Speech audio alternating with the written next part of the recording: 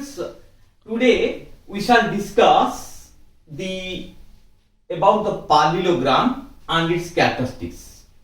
You have already read about different polygons. It is also a polygon and it has the 5 characteristics, and one by one we shall discuss about it. You see, part 1, opposite sides are equal and parallel. So here in this ABCD parallelogram, your AB and CD both are opposite sides, and AD, BC, they are also opposite sides, and they are equal and parallel. What does it mean? Parallel means, so their perpendicular distance means if you draw a perpendicular from on DC to AB, this is called your perpendicular distance, and anywhere you draw these types of perpendicular, always they will be equal, and that is means they are parallel, means AB parallel to CD. And similarly, if you draw perpendicular from AD on BC, any number of perpendicular you draw, in all the cases they will be equal. So they are equal and parallel. Second thing, the diagonals, they bisect each other. You see, here in this diagram, your AC one diagonal and BD is the other diagonal, and both the diagonals, they have intersected each other at point O. Question is, then at the point of intersection, what is happening? Means at the point of intersection, diagonal BD has been divided into two equal parts. Means your BO equals to OD. Similarly, your diagonal AC at the point it has been divided into two equal parts. Your AO equals to OC. Now, adjacent angles are supplementary. So whenever adjacent angles, your adjacent A adjacent to D, your D adjacent to C, your C adjacent to B, and B adjacent to A. So if you are any two adjacent angles, means suppose A plus D, that is equal to 180, your D plus C, that is equal to 180, C plus B, that is equal to 180, or B plus A, that is equal to. Then here we have to think how it becomes supplementary.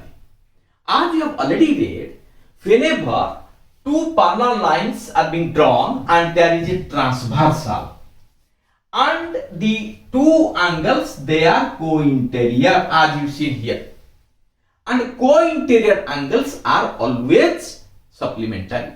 And here you see, your AB is a parallel, AB parallel to CD, and your AD is the transversal. Hence, in that rule, your A and D are co-interior angles. So, naturally, the sum of the co-interior angles are supplementary. So, you can say the adjacent angle A and D both are supplementary.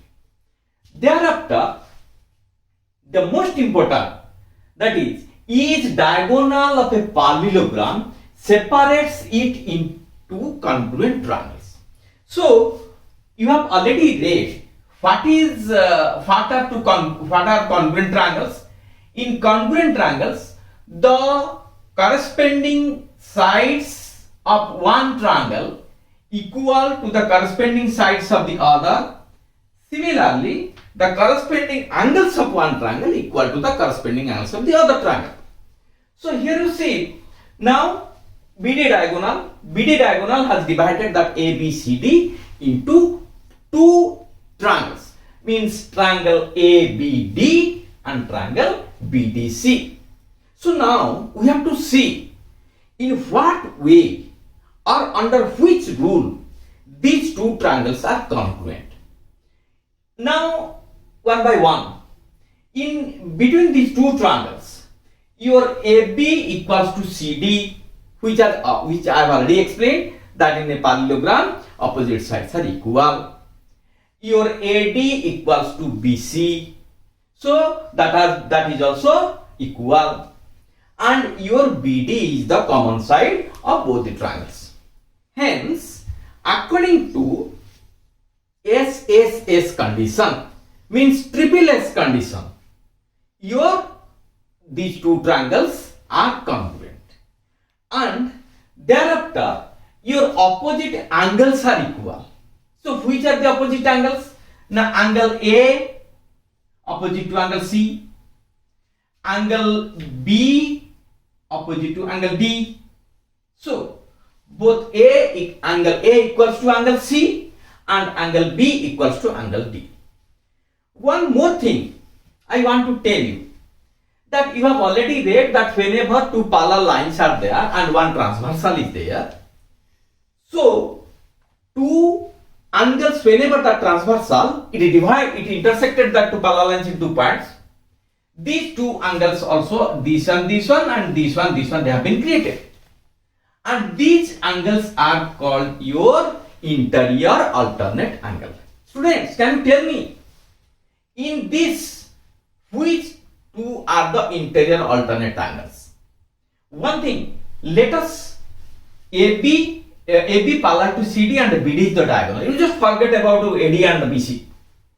Then, whenever BD is the diagonal, you have to take it as a transversal. And that transversal, it has intersected side AB at point B and side CD at point D. So, your ABD and angle ABD and angle BDC, they are your interior alternate angle, and they are equal as you have already read. Similarly, if you consider AD parallel to BC only, let us forget that AB and CD side, then what happens? Now AD parallel to CD, BD is the transversal, and here CBD angle and your ADB, your whenever this one to this one and your this one. Now you see this parallel to this one, so this angle equals to this angle, and they are also your interior alternate angle. So these are the different characteristics that you have discussed here. And one thing, then whenever there is a parallelogram, how can you find out the area of the parallelogram? As you have already read that in case of a rectangle, what we are doing? In a rectangle, opposite sides are equal and all angles are 90 degree. So whenever we are going to find out the area of a rectangle, length into breadth. But one thing, while we are going for the parallelogram case and we have been asked to find out the area, so first of all we have to draw a perpendicular from any of the side to the opposite one. Suppose here in this case ABCD, and here you see, let us draw one perpendicular from A on BD on DC. So now how can you find out your area of this ABCD parallelogram? Now DC into, let this point is E, DC into A. Similarly, from any side you can draw a perpendicular to the opposite one, and thereafter that side to be taken as your base and that perpendicular is to be taken as your height, and by that process we can also get that area.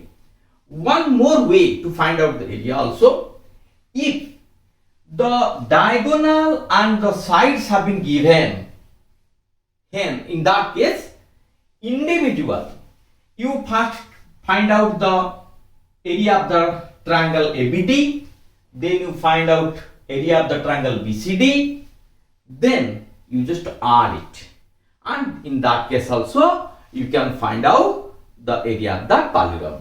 And how can this is possible? If length of the diagonal and sides have been given, simply you apply S minus A formula and there also you can get that area of that individual triangle, then you add it and you can get the area of the whole. And here you see, this is regarding your parallelogram. In next class we shall do more problems on parallelogram. Thank you.